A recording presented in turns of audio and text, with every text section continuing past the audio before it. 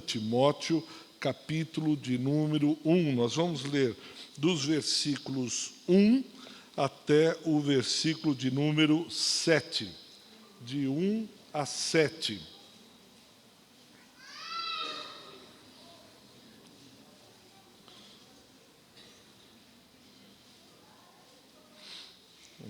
Todos acharam?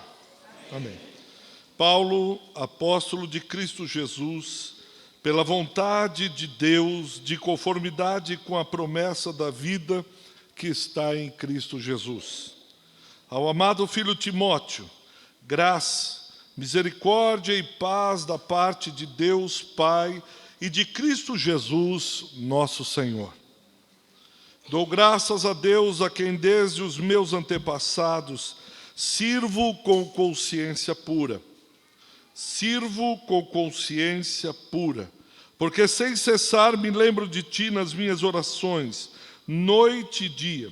Lembrando das tuas lágrimas, estou ansioso por ver-te, para que eu transborde de alegria, pela recordação que guardo de tua fé sem fingimento, a mesma que primeiramente habitou em tua avoloide e em tua mãe Eunice, e estou certo de que também está em ti.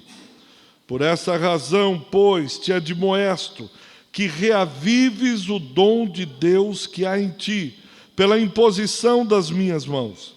Porque Deus não nos tem dado espírito de covardia, mas de poder, espírito de amor e espírito de moderação. Vamos orar? Pai, nós nos colocamos diante da tua palavra, santa, pura e bendita palavra, palavra que acreditamos ser de Deus, palavra que saiu da tua boca, e com muito temor e tremor no coração, é que explanamos, ouvimos e procuramos entender pela mediação do teu Espírito essa santa palavra. Que o Senhor nos ajude a compreendê-la, que o Senhor nos ajude a sair daqui mais apaixonados por Jesus, obedientes, buscando uma vida de santidade, uma vida de reverência, de piedade, uma vida digna do Cordeiro Santo de Deus. Que o Senhor ajude na exposição dessa tua palavra, mediante a atuação do teu Espírito Santo. Em nome e pelo amor de Jesus é que nós oramos. Amém. Amém. Paulo escreve 2 cartas a Timóteo. Timóteo é um discípulo amado de Paulo. Ele o conhece em Atos capítulo 15. Eu vou pedir que você abra rapidamente a sua Bíblia lá e permaneça com a sua Bíblia, ou com o seu iPad, ou com o seu iPhone aberto, para que você possa passear um pouco nas Escrituras. Atos, capítulo de número 15, é a segunda viagem missionária do apóstolo Paulo. Atos 16, versículo 1. Depois do concílio de Jerusalém, Atos 15, Atos 16, ele está pela região de Cencreia, e ele conhece esse homem de Deus, esse discípulo. Capítulo 16 de Atos, versículo 1. Chegou Derbe, Listra. Havia lá um discípulo, alguém que já seguia, conhecia Cristo e que seguia Jesus de Nazaré. E ele se chamava Timóteo, era filho de uma judia crente, mas seu pai era grego. Dele davam bom testemunho os irmãos em Listra e Icônio. Não era apenas discípulo, mas ele dava um bom testemunho a todos os irmãos em Listra e Icônio. Era alguém que era referencial, era alguém que era pilastra, alguém que era coluna da fé.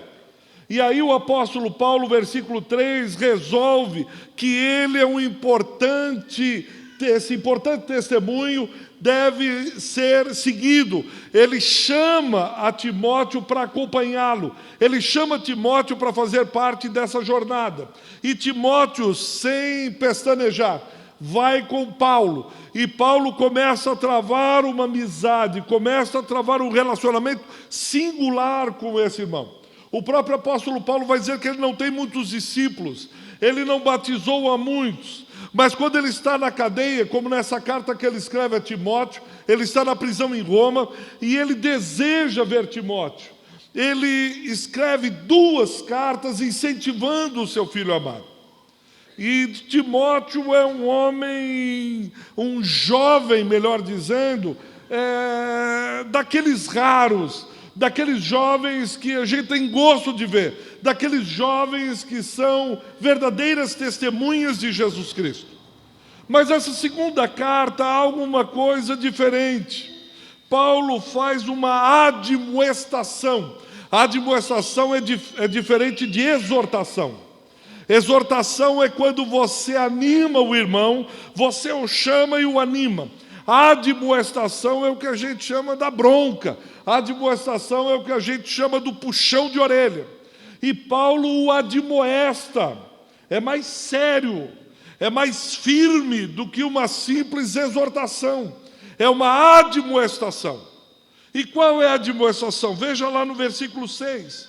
Ele diz: por esta razão, pois te admoesto. Por essa razão, eu te dou um puxão de orelha. Qual razão, Paulo? Ele diz: que reavives o dom de Deus que há em ti, pela imposição das minhas mãos. Vamos repetir juntos qual é a razão pela qual Paulo dá um puxão de orelha em Timóteo? Vamos repetir junto?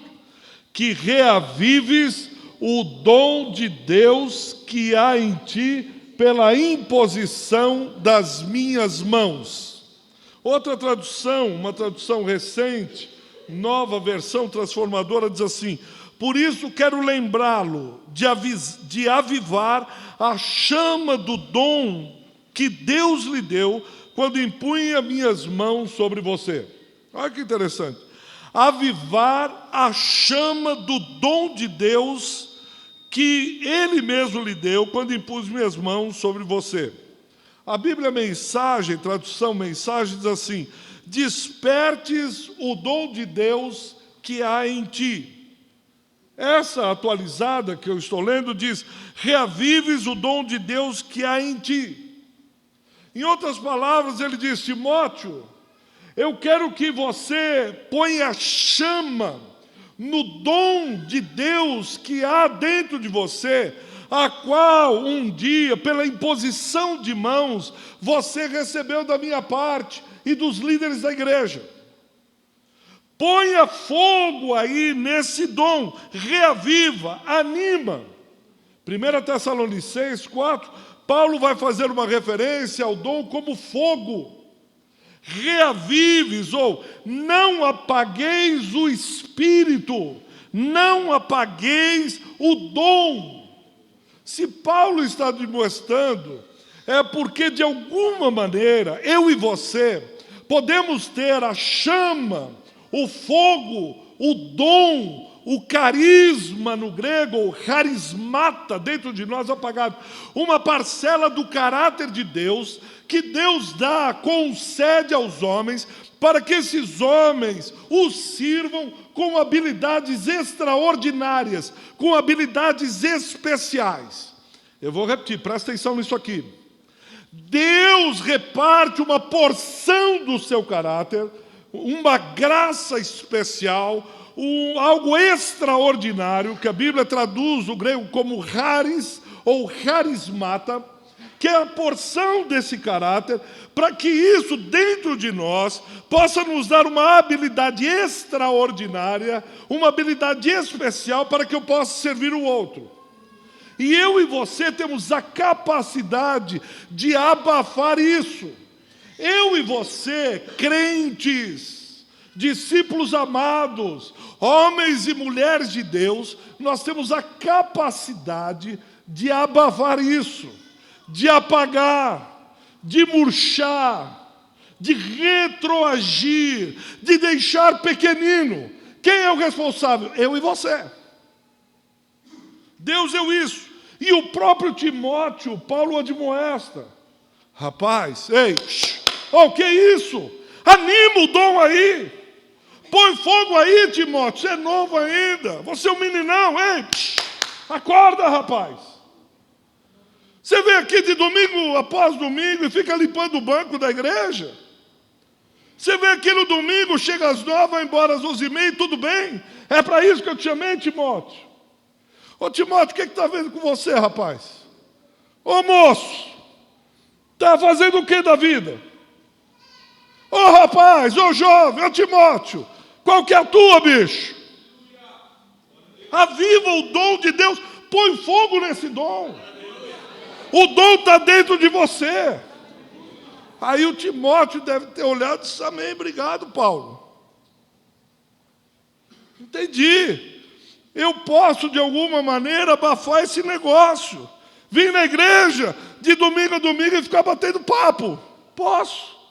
E o dom? Está lá, está guardadinho. Estou lustrando, limpo todo dia, está lá quietinho. E Paulo admoesta. Isso significa que de alguma maneira o dom dentro de nós pode ficar fraco, chama baixa, farol baixo. E várias são as razões, vários são os motivos pelos quais levam que o homem ou a mulher de Deus abaixe a chama. Deixa eu tirar algumas porções aqui do próprio Timóteo. Abra sua Bíblia na primeira carta aos Coríntios, capítulo 16, versículo 10. Desculpe, esse texto é depois. É 1 Timóteo, aí Timóteo mesmo. 1 Timóteo, capítulo 5. 1 Timóteo, capítulo 5, versículo 23. Uma das coisas que faz com que a gente fique cansado, desanimado, que faz com que a gente fique meio down, meio para baixo, são enfermidades. Olha o que Paulo fala aqui para esse homem de Deus, capítulo 5 de 1 Timóteo, versículo 23. Não continues a beber somente água, use um pouco de vinho, por causa do teu estômago e das tuas frequentes enfermidades. Timóteo era um jovem doente. Enfermidade cansa a gente. Há alguns anos eu carrego uma hérnia de disco nas costas. Ou ela me carrega, não sei. Já operei e muda o tempo, aquilo dói. Às vezes você quer vir para a igreja, às vezes você quer fazer alguma coisa, mas uma enfermidade, você quer comer um prato melhor, vai ter almoço na igreja. Aí você diz, minha gastrite, pastor, eu tenho que comer só verdura, eu não posso. Isso cansa, isso desanima. Você vai subir em algum lugar, a perna dói. Paulo está falando, Timóteo, toma um pouquinho de vinho por causa das tuas frequentes enfermidades. E isso é pior quando se é jovem, quando é moço. Ele quer correr, ele quer pular, ele quer jogar, ele quer brincar, ele quer ir para um lado. Mas as frequentes enfermidades dele, talvez em momentos de crise, aperto, isso desanima a gente, cansa. Ele tem que levar remédio, ele tem que levar a bombinha para fazer, ajudar na respiração por causa da sua bronquite crônica. Ele tem que comer na hora certa, porque as frequentes enfermidades de Timóteo poderiam levá-lo a ficar desanimado. Em momentos de crise, provavelmente Timóteo dobrava os joelhos e diz, Deus, eu estou fazendo a tua obra. Deus, eu estou indo para cá e para lá, eu estou pregando a palavra. Deus, eu estou dirigindo igreja. Deus, eu estou no ponto de pregação. Deus, eu quero ir para missões. Mas com esse estômago, com essa perna, com essa doença, como é que eu vou fazer? Já sentiu assim alguma vez? Um desânimo doido por causa de uma enfermidade, quando você se levanta depois de ter orado por dias, por semanas, a dor está lá, a doença continua, tudo estava igual como era antes, e a obra de Deus pedindo mais, e fazer isso cansa. Talvez Timóteo estivesse cansado com isso, dizendo, o senhor não põe a mão, o senhor não cura, eu oro pelos outros, os outros são curados, mas o meu filho não é curado. Eu oro pelos outros, mas minha esposa não é curada. Eu faço tanto pela obra, mas parece que ninguém faz nada por mim. Parece que e só eu fico doente, não é possível, só eu não sou curado. Isso desanima, faz o dom ficar pequenininho, faz a gente olhar e se decepcionar com a obra. Mas agora sim, 1 Coríntios 16, versículo 10, Timóteo era extremamente tímido. Eu não sei quantos passam por essa timidez. Minha mãe é extremamente tímida. Às vezes ela vai na igreja, a gente chama na frente, se ela pudesse esconder. Alguns jovens são tímidos, se eles pudessem, você põe ele no centro, se ele pudesse esconder dentro do sapato, ou entrar dentro do próprio bolso, ele entrava, tamanha timidez. E você vê outro conversando, falando, expansivo. E ele tímido, e Paulo era tímido. E Paulo diz lá na primeira carta aos Coríntios, capítulo 16, versículo 10, diz assim: e se Timóteo for, vede que esteja sem receio entre vós, porque trabalha na obra do Senhor, como também eu. Na Nova Versão Transformadora diz, quando Timóteo chegar, não deve ser intimidado por vocês. Não deixe Timóteo ficar reservado. Em outra tradução diz que ele não tenha nada que recear entre vós. Não deixe Timóteo constrangido. Ele é novo. Já viu gente que se constrange facilmente? Gente tímida. Gente na sua. Gente para dentro. Era esse Timóteo, homem de Deus, mas extremamente tímido. Abra lá sua Bíblia em 1 Timóteo, capítulo 4. Primeira carta de Timóteo, capítulo 4, versículo 12.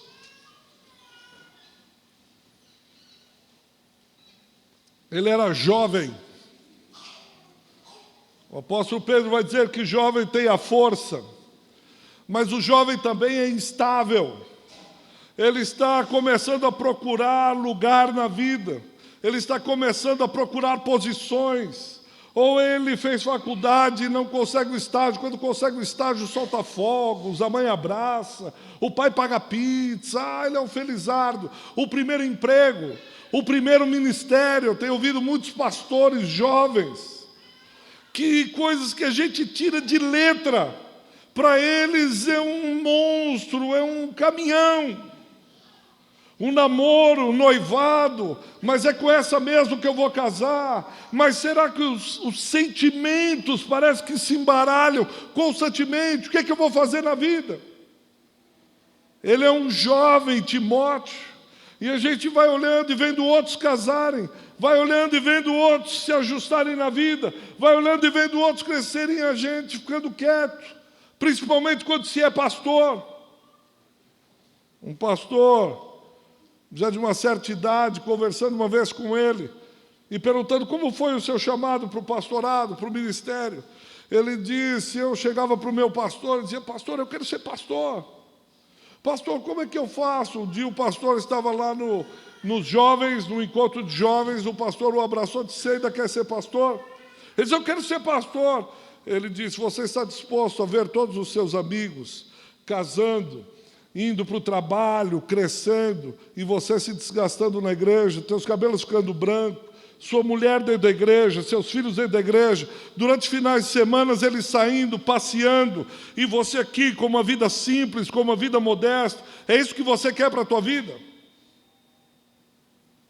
Porque no ministério muitas vezes é isso, não é esse ministério gospel bonito que o pessoal fala. Final de semana é quando o pastor mais trabalha.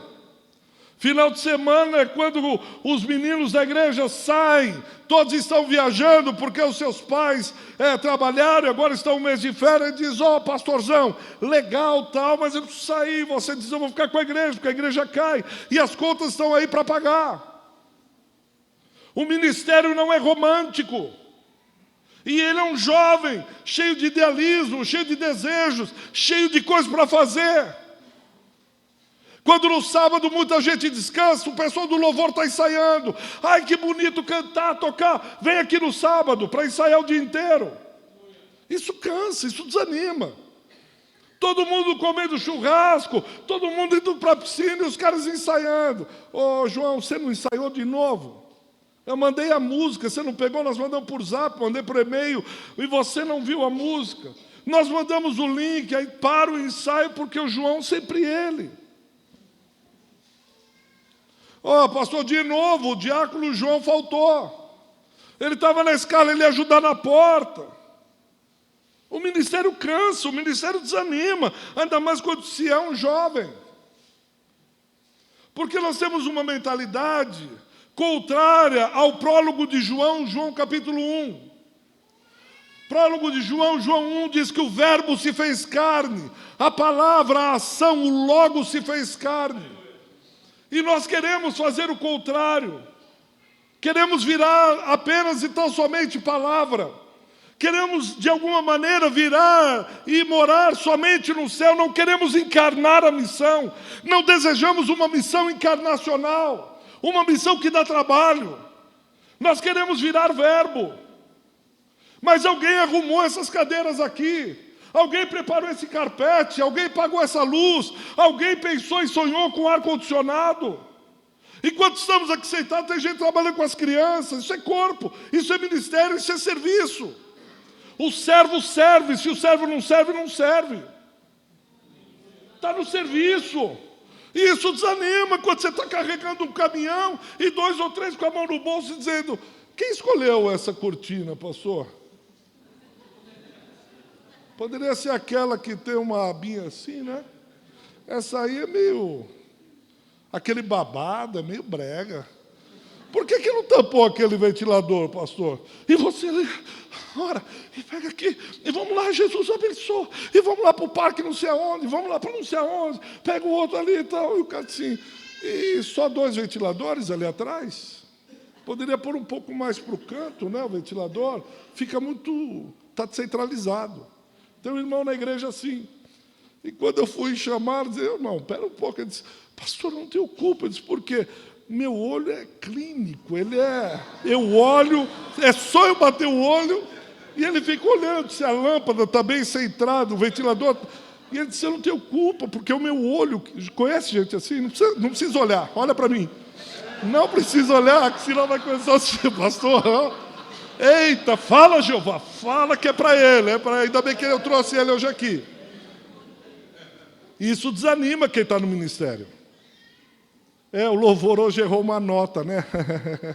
Sabe aquelas... Vocês erraram a entrada, né? Os caras são aqui um mês inteiro saindo a música nova. Aquele irmão que cai de paraquedas uma vez ou outra, erraram de novo, né? É a segunda vez no ano, está em outubro, ele diz: segunda vez no ano que eu venho e vocês erraram a entrada. Gozado é sempre na minha vez que eu venho. 2 vezes por ano, irmão, que eu te erro. Em homenagem a você, incircunciso. Mas isso desanima. Veja 1 Timóteo capítulo 1, versículos de 3 a 6. Até agora estou falando de irmãos, de coisa do dia a dia da igreja. Agora Paulo está falando de uma oposição ferrenha que ele encontra em Éfeso. 1 Timóteo 1, versículo 3, quando eu estava de viagem rumo da Macedônia, te roguei permanecesses ainda em Éfeso. Para quê? Para admoestares. Irmã Maria, irmã de oração, ela está meio desanimada. Não, olha lá.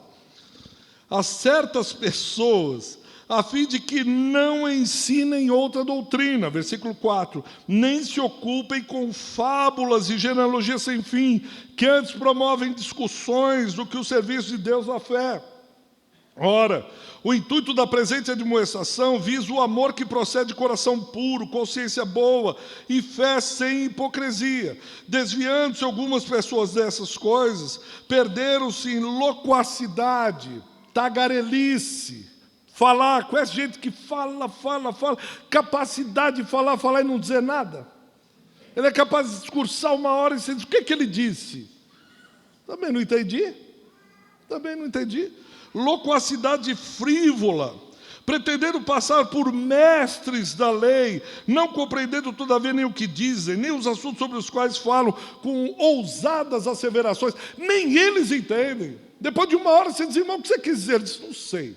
Mas quando eu falo do coração, é só mistério. Não, mas você está dando exortação, demonstração do que você quer falar. O que você quer exatamente? Não sei, isso é no espírito, pastor. Pastor pregando, e no meio da pregação ele se entusiasmou e disse, eu não lembro a palavra, mas ele disse, Jesus é o Surianda de Deus. Eu não sei o que ele usou lá. Surianda de Deus. Ô pastor, boa pregação, mas o que é exatamente? No grego eu não conhecia essa palavra Surianda. Ele disse, irmão, quando eu estou no espírito eu falo palavras que nem eu sei o que é. É só mistério. É o manto. O que é o Surianda de Deus? Sei lá, mas ele disse que Jesus era. O Espírito diz que Jesus era o Surianda de Deus. Paulo está falando, ô Timóteo, você vai ter que confrontar essa gente. Você vai ter que chegar junto desses caras aqui, porque eles são muito bons de blá, blá, blá. E eles se opõem à obra de Deus. Eles ficam pregando doutrina que não tem nada, absolutamente nada a ver. E você, como jovem, no ministério, vai ter que pegar esse negócio aqui. Olha aí o versículo 18, ainda do capítulo 1. Este é o dever de que te encarrego, ó filho Timóteo, segundo as profecias de que te antecipadamente fosse objeto. Combate, firmado nelas o bom combate. Versículo 19. Mantendo fé, boa consciência, porque alguns, tendo rejeitado a boa consciência, vieram a naufragar na fé. Versículo 20. E dentre esses se contam Himeneu, Alexandre, os quais entreguei a Satanás para serem castigados a fim de não mais blasfemarem. Eles já tinham tido, Éfeso era ferrenho, era terrível, era um combate tanto. Paulo chama Timóteo ali de Timóteo, é esse pessoal mesmo que eu quero. É isso mesmo, filhão. Mas com Alexandre, Himeneu, gente assim, desse tipo. Isso desanima a gente. Os opositores. Quando você deseja fazer a obra, e está indo com a obra e tal, e vem gente que é o ministério de água fria. Consegue apagar, ou pelo menos tenta apagar constantemente o fogo do Espírito que há em ti. E cansa, essas coisas cansam. Esses dias chegou um jovem lá da igreja e disse, pastor, estou cansado. Você está cansado do quê? Eu estou cansado de estar cansado. Eu não aguento mais estar cansado. E falar que eu estou cansado. Eu disse, irmão, que mistério é esse, né? Eu cansei de estar cansado. O que eu quero dizer é que essas coisas são normais. A obra cansa. Falatória, às vezes você ninguém diz um obrigado. Às vezes você fica sozinho, às vezes você pensa que você está louco. E o último, para convencer você, abra-se lá em Gálatas 6, 9. Gálatas capítulo 6, versículo 9. Paulo fala uma coisa interessante. É interessantíssimo para quem está na obra, para quem está na pegada de vocês, para quem está desejando servir ao Senhor. Olha o que ele fala aos Gálatas. Não nos cansemos de fazer o... Vamos repetir junto? E não cansemos de fazer o bem. Até aí. A última vez. E não... Porque fazer o bem cansa. Cansa fazer o bem. Você ajuda. A pessoa não diz nem obrigado, ainda sai falando mal. Isso é, pastor. Agora falou comigo. Eu sabia que essa palavra era para mim. Sou eu. Irmãos, Paulo está falando assim, fazer o bem cansa. Você ajuda uma pessoa, a pessoa chega destruída.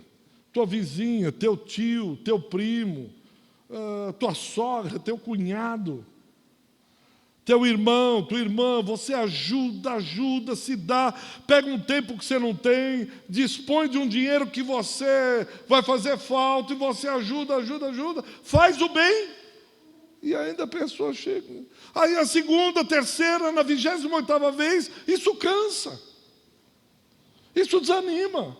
Por isso que Paulo está dizendo assim, não cansem de fazer o bem, porque no seu tempo certo, na hora certa, você vai colher isso, mas não cansa, Timóteo. Você é jovem. Não se canse de fazer o bem, porque fazer o bem cansa. Doença cansa. Falatório cansa. Timidez cansa. Juventude cansa. Opositor cansa.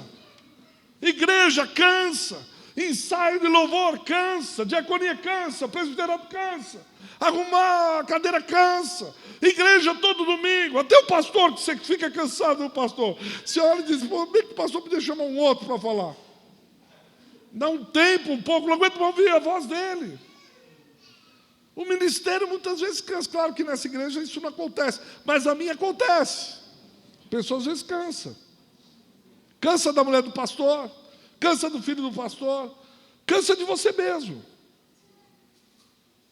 Até mesmo um homem de Deus como Timóteo estava para desanimar. E Paulo diz, eu te admoesto, reaviva o dom de Deus que é em ti. Põe fogo aí. Ele está dizendo assim, a graça não é essa continuidade do dom que você põe em ponto morto e desce na banguela. Ah, eu recebi o dom de Deus e agora eu descanso. Não. Isso não é reativado automaticamente. Você tem que olhar tudo isso que desanima, tudo isso que cansa, e ir para o altar e dizer, Senhor, põe fogo, põe óleo fresco sobre a minha cabeça. Senhor, em nome de Jesus, me dá ânimo. Senhor Jesus, não me deixa desistir. Senhor Jesus, eu quero continuar. Eu sei que isso tudo acontece, eu não sou um bobalhão. Eu não sou ingênuo, eu entendo, mas ainda assim eu quero pôr fogo aí. Eu quero rapidamente dar 3 pontos dentro de Timóteo. A primeira está no versículo 5. Veja o versículo 5 de Timóteo que Paulo está falando para ele, lá na segunda carta de Timóteo, capítulo 1, versículo 5. A primeira coisa que ele diz... 2 Timóteo, capítulo 1, versículo 5. Ele diz algo, 2 Timóteo, capítulo 1, versículo 5. Ele diz assim, pela recordação que guarde tua fé, sem fingimento. Um dos maiores temores que eu tenho tido nos últimos anos da minha vida é uma fé cínica. Essa fé sem fingimento, os gregos faziam obras de arte, vasos, e eles colocavam, às vezes, o vaso, na hora de confeccionar, ele causava rupturas, rachaduras. E aí eles, de alguma maneira, aprenderam a colocar cera. E essa cera fazia com que ficasse um negócio vendável. E aí os romanos também aprenderam essas técnicas, mas chegou uma hora que eles precisavam colocar um papelzinho, dizer, sem cera. Da onde vem uma fé sincera, sem cera, sem rachaduras, sem nada que possa macular, infiltrar alguma coisa, uma fé sincera, daí vem sincera, genuína. Uma fé que constantemente está no altar, sendo confeccionada, sendo construída por Ele. Essa fé sem fingimento. Essa fé sem rupturas, porque vão vindo com os embates, com os desânimos, vão abrindo poros, e por esses poros, esses pequenos orifícios, isso vai minando a nossa alma, e nós vamos nos tornando cínicos. Você é capaz de frequentar um culto, pensando em outra coisa, batendo um papo gostoso com a sua alma ou com a sua imaginação e sair daqui e dizer como foi o culto, você dizer, foi bom, pastor, brigadão, tal, mas ele veio para o almoço. Porque ele perdeu, ele está cínico, ele agora é blindado, nada mais alcança, ele não permite que entre o fogo para avivar, ele não se permite mais chorar. Ele não se permite mais se entregar no altar. Ele está com uma fé cínica, gelada, fria, blindada, hermética. Isso ocorre muito com quem nasceu em igreja. Ele já conhece todos os trâmites. Ele conhece o que é a hora que ele tem que levantar a mão. Ô, pastorzão, desculpa, mas aquela menina deu mole, veio para cima. Mas você é casado, pô, pastorzão, mas ele é malandro de igreja. Paulo está dizendo, essa fé cínica tem que ser transformada numa fé viva. Uma fé de altar, uma fé que constantemente, Isaías 6, estão pegando brasas do altar e colocando na tua alma. E você não grita mais, ai de mim, mas agora você grita, santo, santo, santo, junto com os anjos. Porque as brasas vivas do altar tocaram aquelas rupturas, aqueles orifícios, aqueles poros, e agora a tua fé é sincera. Você lê isso bem caracterizado nos filhos de Eli, o sacerdote, Ofni e Finéias. Eram malandros do altar. Subiam no altar, pregavam, cantavam, tiravam oferta na boa, mas eles estavam longe do Senhor. Paulo diz assim, continua, primeira coisa, uma fé sincera, sem fingimento. Você chegar para o pastor, eu estou mal. Pastor, eu preciso de ajuda. Pastor, em nome de Jesus, me ajuda. Eu estou aqui. Ora por mim. Vamos lá numa vigília, me leva, pastor, me pega na mão. Vamos lá, meu irmão, meu amigo, minha esposa, quem for, eu preciso. A segunda coisa está no versículo 14. Versículo 14, ele tem um conselho, são muitos, mas eu vou tirar só alguns. Ele lembra, parece que é uma coisa simples, mas se você esquecer isso na caminhada, se você não lembrar disso, o Espírito Santo habita em você. Isso rapidamente se transforma, se torna um jargão. Ah, ele está aqui. Não, o Espírito Santo está aqui, o Espírito Santo. Mas isso é mais do que um jargão, é mais do que uma frase de efeito. Deixa eu te dar um exemplo. Quantas coisas você faz, amanhã é segunda-feira, quantas coisas você faz que você nem ora mais? Ah, isso aqui eu já resolvo, não preciso nem mais de Deus. Quantas coisas você faz, você diz, isso aqui é meu trabalho. Subo aqui, prego, isso aqui é meu ministério, eu vou e canto, isso aqui eu faço há 48 anos. O que é essas contas aqui é dia a dia. Não, Deus, pode ficar aí, o Senhor está com tanta coisa na cabeça, tem tanta gente precisando do Senhor, para que eu vou? Fica aí que eu faço aqui, eu dou conta do recado. O Espírito Santo está aí, é um relacionamento, é uma afinidade. É o tempo todo, Deus, eu estou aqui, e aí, como Deus e Deus. Eu estou num relacionamento, quantas coisas você faz que você nem lembra de Deus. Se Deus não existisse, você continuaria fazendo. Se amanhã no jornal dissesse, foi provado que Deus está morto, você continuaria no seu trabalho e talvez alguns no ministério tranquilamente. Tranquilamente, pregando, cantando. Se Deus existe ou não existe, é outra coisa. O importante é que emoções eu vivi. São emoções. Canto, prego, tiro oferta, trabalho. São emoções. Mas o Espírito Santo está aí. O Espírito Santo está aí dentro. O dom está aí dentro.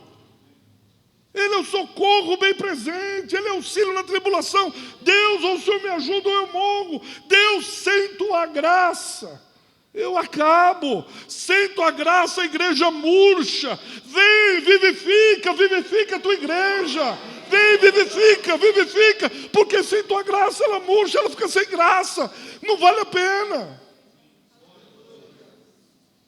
C.S. Lewis, literato inglês já falecido, um dos maiores intelectuais cristãos, ele tem uma frase que eu gosto muito. Ele diz, o céu só é céu porque Jesus está lá. Se Jesus não estivesse no céu, eu não gostaria de ir para lá.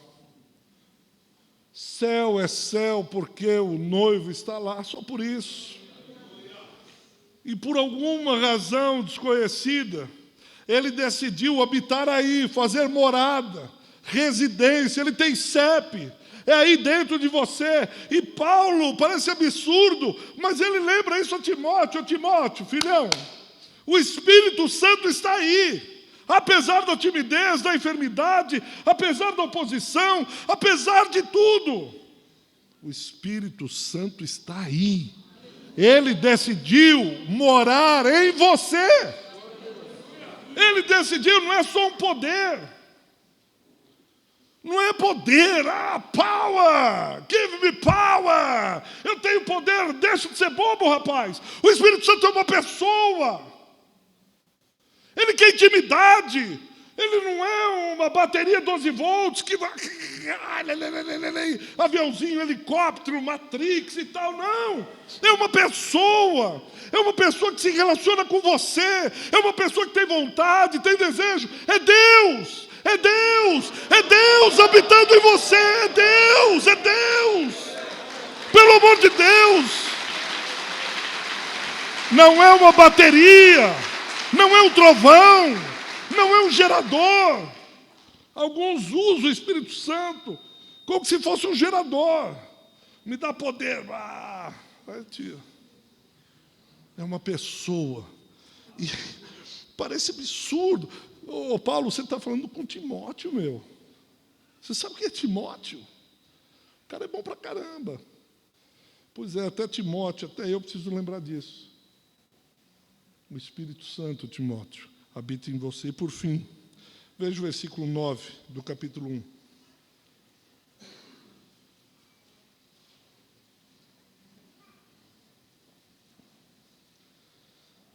Ele nos salvou e nos chamou para uma santa vocação. O dom que há em você é um chamado, é uma santa vocação. É um negócio extraordinário, incompreensível, inimaginável. Inimaginável. Explica melhor, é mais do que um médico, bem mais do que um médico, uma profissão. Então é um presidente dos Estados Unidos, é mais. É uma santa vocação. Ele olhou na eternidade, apontou para você e disse: eu vou dar parte do meu caráter a esse moço. Eu vou dar um dom a essa moça. Ele está dizendo assim, pensa nesse negócio assim, santo, em que o Deus Santo, na eternidade, olhou para a Trindade e disse: eu vou presenteá-lo com isso. Eu vou presenteá-la com isso. Não é o Trump que está te dando alguma coisa. É o Deus dos deuses, o Rei dos reis, o Senhor dos senhores, o primeiro e o último. Ele diz: o que eu te dei é santo. É parte do meu caráter em você. E no versículo 11, e aí eu termino, para o qual Paulo dizendo, eu entendi essa santa vocação, a morte de Jesus Cristo, a salvação, o chamado, eu entendi isso tudo. Por isso, Timóteo, eu fui designado pregador, apóstolo e mestre. Onde está Paulo? Numa prisão romana. O seu chamado não depende das circunstâncias. Ele está escrevendo isso dentro da prisão. Bangu 2. Ele está dizendo: eu não sou um presidiário. Eu sou um apóstolo, um mestre e um pregador. Timóteo, você é um pastor, Timóteo. Você é um jovem cheio de dons. E se Paulo estivesse aqui, ele perguntaria para você: e você? Eu já entendi, Deus me chamou como apóstolo, mestre e pregador. Timóteo, nós já conversamos, ele é um pregador e um pastor. E o dom que Deus deu para você? Deus chamou para quê? Pastor, Deus me chamou para assistir o culto, dar uma força para o pastor. Às vezes a igreja fica vazia, o pastor fica triste. Aí a gente lota a igreja e ele fica animadão. Esse é o meu dom. Eu duvido. Todos temos dons. Todos temos razões para desanimar. Todos temos bons motivos. Crise financeira, pressão, dia a dia, família, trabalho, nós temos. Isso é humano. Graças a Deus isso mostra que eu e você somos humanos. Mas nós precisamos lembrar que o Espírito Santo de Deus habita em nós. Uma fé sincera, verdadeira. E por fim, nós temos uma santa vocação. E a ordem, a admoestação é: põe fogo nesse dom. Sirva com esse dom. E é impressionante porque Paulo, no capítulo 2, 2 Timóteo 2, versículo 3, ele faz um convite ao filho, que está desanimadão. O cara está cheio de crise, o pastor pisou na bola com ele, o diácono, eu estou cheio, eu estou cansado. Aí Paulo, na maior, de boa, como o pessoal disse, 2 Timóteo 2, 3, ele diz assim: participa dos meus sofrimentos. Ô Paulo, eu achei que você ia falar que ia ganhar um carro novo, que Deus tinha uma bênção para mim. Vem cá, seja meu companheiro de cela. Você está brincando ou falando sério, apóstolo? Não, estou falando sério. Você está sofrendo? Estou. Está cansado? Estou. Está desanimado? Participa comigo, então. Bem-vindo ao clube. Vamos lá trabalhar para Jesus. Essa é a loucura do Evangelho. Não, Paulo, deixa eu explicar minha condição. Eu sou jovem, eu sou tímido, eu estou doente. Eu tenho que tomar remédio, eu não posso ir para a igreja. Oh, que legal, Timóteo. Vem aqui para a cela comigo. A gente faz um culto aqui, está precisando de alguém que canta. Você canta e eu prego. Paulo, com você não tem jeito, né? Você não entende mesmo. Eu vou procurar outra igreja que me entenda. Pode ir. Mas o apóstolo Paulo, ele tem certeza daquilo que ele está vivenciando. Venha participar dos sofrimentos de Cristo como bom soldado. Eu te chamei, foi você mesmo. É você o cara. Mas eu estou desanimado, é isso mesmo. Está doendo, dói mesmo. Da depressão dá, muitas vezes. Às vezes eu quero desanimar, quero. Mas enquanto isso, põe fogo no dom de Deus. Não deixa a chama apagar. Abaixe sua cabeça, feche seus olhos só por um instante. Se você não está usando o dom de Deus, você está desperdiçando sua vida.